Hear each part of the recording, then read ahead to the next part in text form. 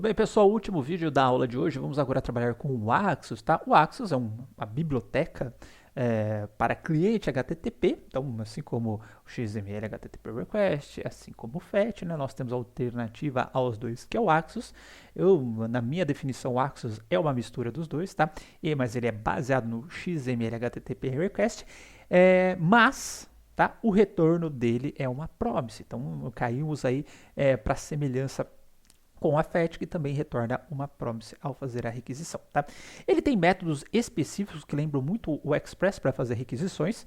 Então, eu vou ter lá o Axos Get, Axos Post, Axos Put, Axos Delete, enfim.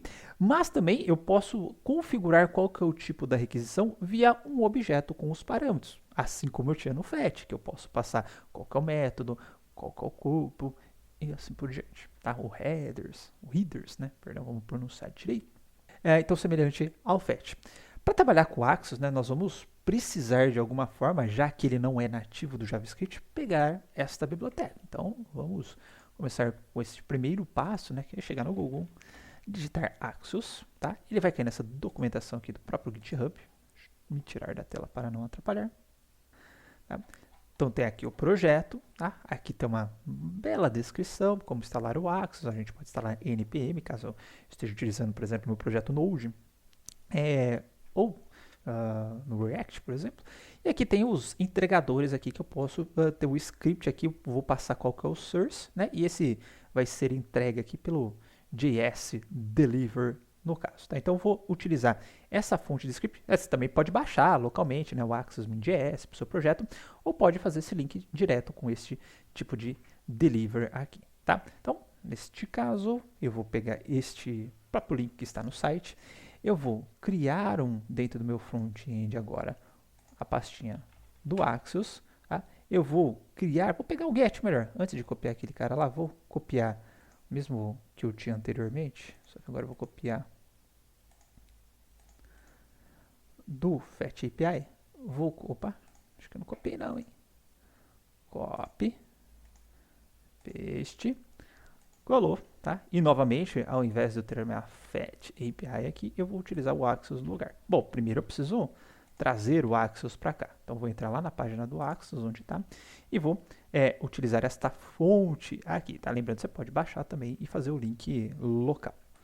Nesse caso, para facilitar, então está sendo entregue aqui o min, né, sempre para tirar os espaços, outros caracteres para o arquivo ficar mais rápido. Né?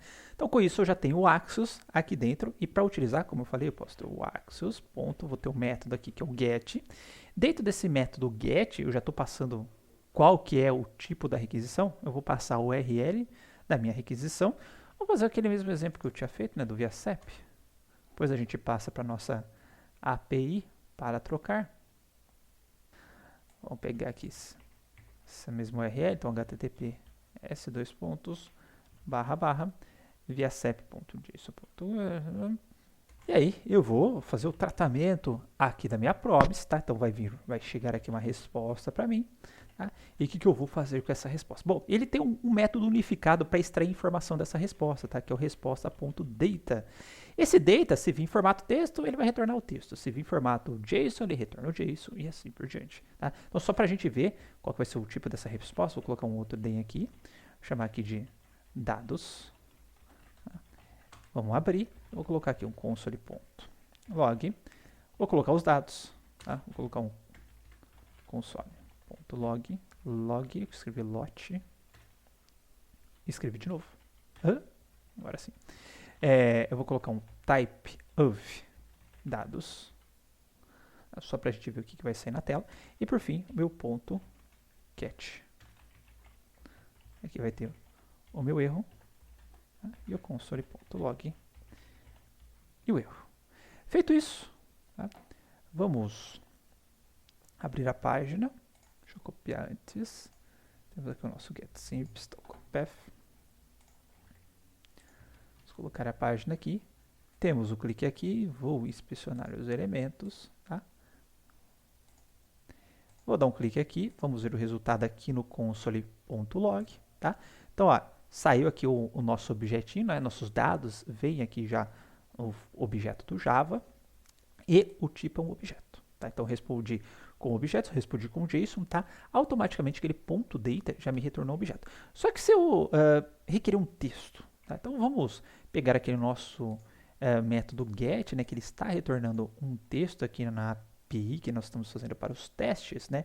O get barra, estou dando um send ok. Então, neste caso, vamos trocar a URL, tá? Para apagar aqui, apagar o S, colocar o localhost 2.3000 barra, e vamos ver o que ele vai imprimir para mim na tela, tá? Então, feito isso, cliquei aqui, ó, ok, o tipo é string, tá? Então, aquele ponto data, ele já retorna o objeto apropriado, vamos dizer assim, não preciso utilizar um método adequado, ponto .json, ponto .text, e assim por diante, certo? E nem fazer conversões em cima desses dados. Certo? Ele também tem, a gente pode manipular esta resposta aqui do Axos, tá? De forma a saber se a requisição deu certo, se não deu e assim por diante. Então, para a gente ver esse objetinho que ele está retornando para a gente, tá? Eu vou colocar o return resposta.data aqui e antes vou colocar um console.log. Resposta, para a gente ver o conteúdo da nossa resposta, vou atualizar, cliquei aqui, tá? Aqui, ó, dentro da resposta, tá vendo que a gente tem o data, que é ok, tá? E aí a gente tem outras informações aqui dentro, ó, status 200, tá? Status teste, se é ok, tá? Eu tenho aqui também o headers, caso eu queira, né, verificar o que está vindo de retorno aqui, tá? Tem dentro do protótipo também o objeto, informações do objeto, aqui get, set, enfim, tá? Dentro do request, tá? Eu também posso colocar vários métodos aqui, ó, onload, onAbort, onError aqui na minha requisição, tá? Enfim, para medir o status aqui da minha requisição, tá? Tenho aqui, ó, response, perceba que ele é baseado no, ó, XML HTTP request. Então, dentro desse objeto request, eu tenho aquelas informações que eu tenho dentro, tá? Do meu XML HTTP request. Então, aquelas coisas que eu tenho lá dentro, eu posso utilizar também, tá? Porque ele é baseado nele. Esse objeto request, portanto, é do HTTP request, tá? E aí a gente pode verificar se o status está 200, tá? Se o status text aqui está dando ok, é semelhante ao que a gente tinha nas outras APIs para fazer a requisição, beleza? Então, este daqui é o Axos, tá? Ele vai funcionar de maneira semelhante em vários aspectos aqui.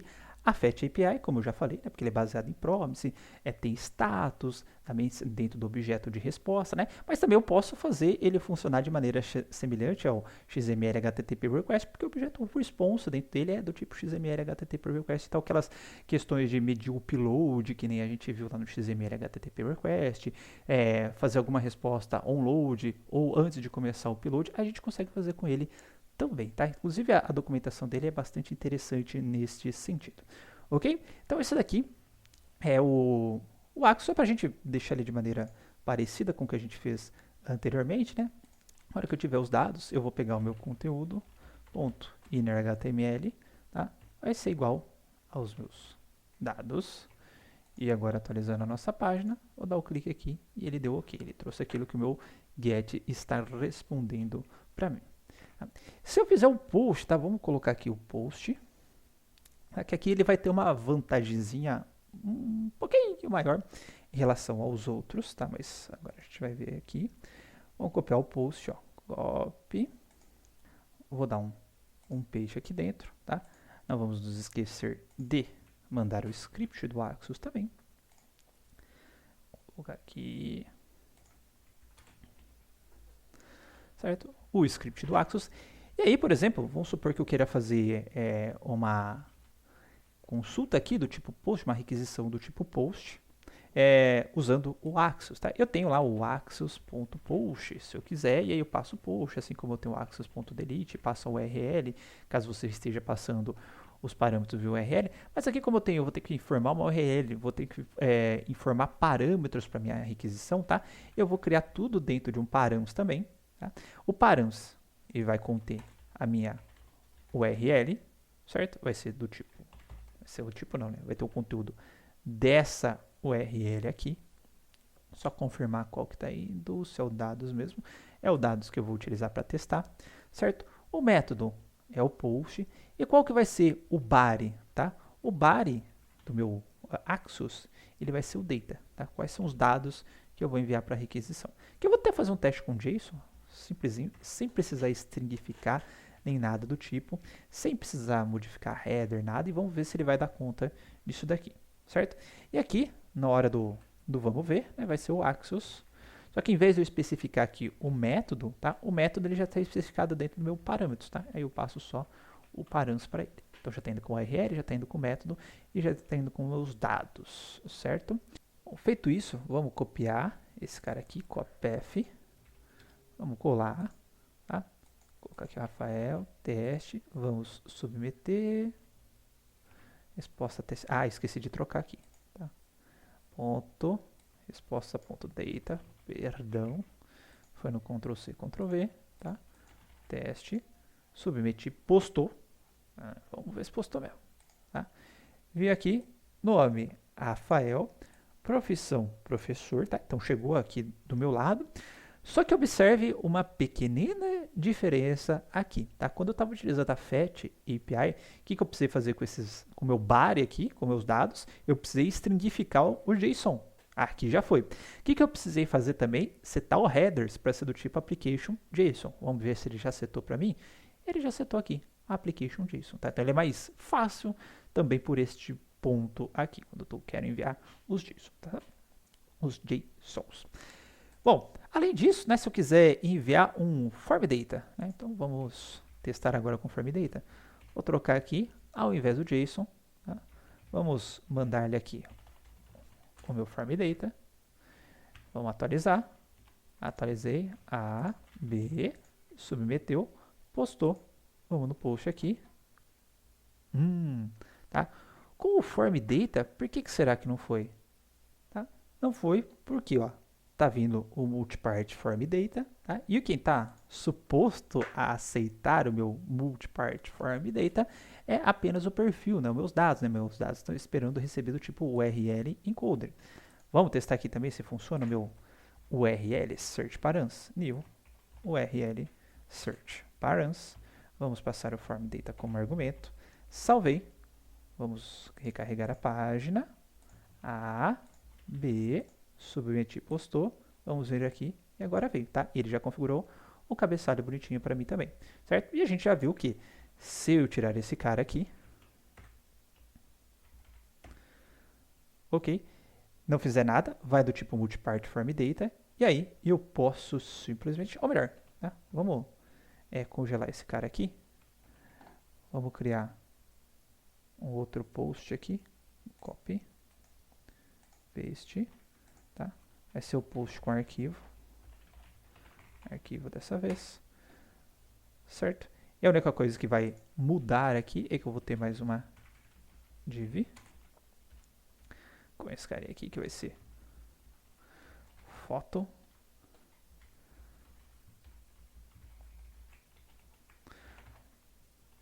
e foto, certo? Aqui vai ser perfil. Eu vou tirar o URL search params, tá? Para já mandar com form data. Vamos copiar esse cara aqui, copy path. Vamos colar ele aqui, tá? Teste ABC. Opa, esqueci de trocar. Nossa, eu coloquei type foto. Eu tô bem besta da cabeça mesmo, tá? Rafael arquivo.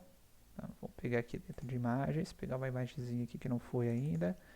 E a PNG, tá? Só para submeter. Postou. Vamos ver aqui, ó. Chegou a imagem, chegou meu arquivo, tá? E meus dados estão aqui. Tudo bem, pessoal? Ó, só para finalizar, duas coisinhas diferentes. A gente viu que a gente não precisa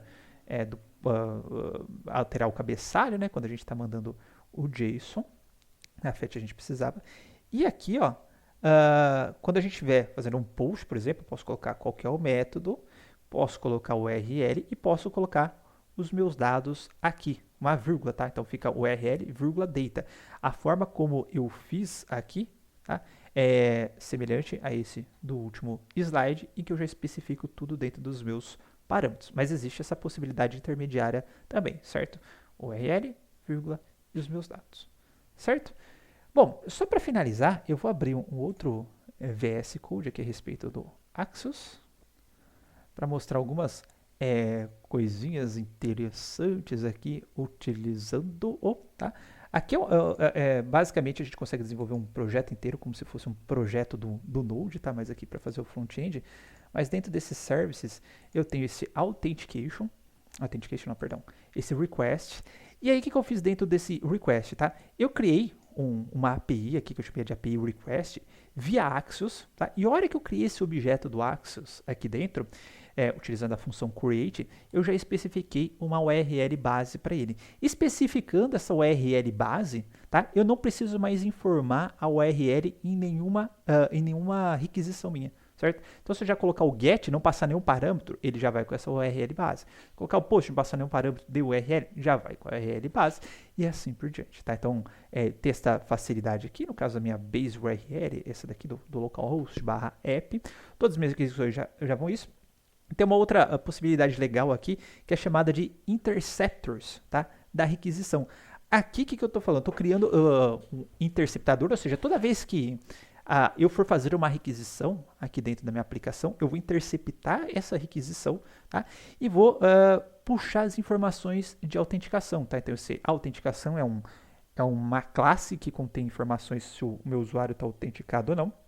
Se ele tiver autenticado, eu pego qual que é o token de autenticação para ele e já coloco dentro dos headers, tá? Da requisição. Então, com feeder headers tem um campo específico para autenticação, né? Que é a autorização.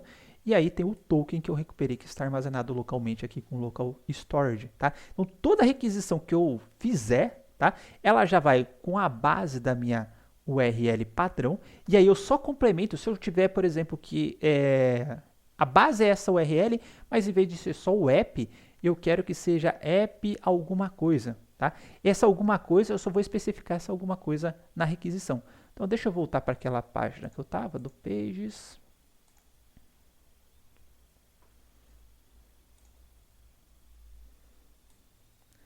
Vou pegar aqui o formulário, onde eu tenho essa requisição, ó.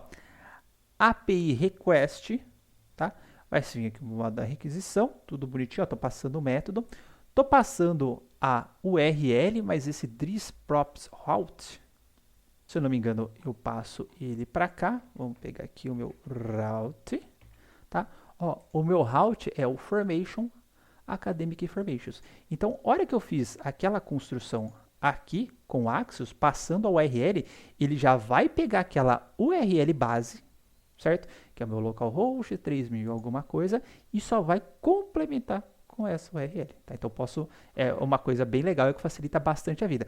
E, uma vez que eu troquei troquei de domínio, tá? Você vai lá só naquele arquivinho que tem os seus serviços lá, que tem a sua URL base, e troca só esse cara aqui, certo? Você já está trocando todas as requests que você está fazendo. Então, ele é bem interessante, tá?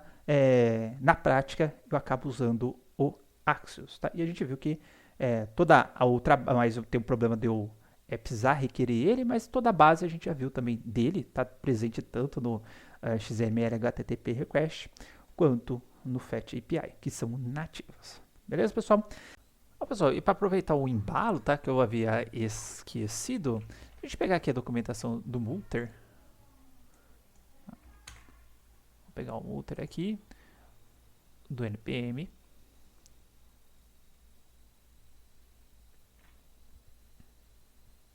Ele tem uma opção aqui dentro que é o File Filter, certo? Com o File Filter, se a gente pegar aqui para baixo, também é uma função que a gente consegue programar, tá? Com rec, file e uma função callback, na qual se você colocar falso, ele rejeita o arquivo, se você colocar true, tá? Ele aceita o arquivo, tá? Então vamos supor que você não colocou esse filtro de arquivo lá no seu front-end ou que o usuário por algum motivo conseguiu burlar e eu quero fazer essa validação do tipo do arquivo aqui no back-end também. Bom, a gente já viu que no file a gente tem o MIME-type, é só pegar o MIME-type, dar um split nele, se você quer validar geral, falar, só quero ver se é do tipo image. Tá? Você verifica a primeira parte do MIME-type e se for do tipo image, você vai invocar esta função, senão você vai invocar esta função aqui, certo? Ou se você quiser algo mais específico, você analisa a segunda parte do MIME-type. Bom, mas o que eu queria mostrar para vocês? Que eu faço isso de maneira um pouquinho diferente dentro do meu modelo. Então vamos achar aqui onde tem meus models. Tá?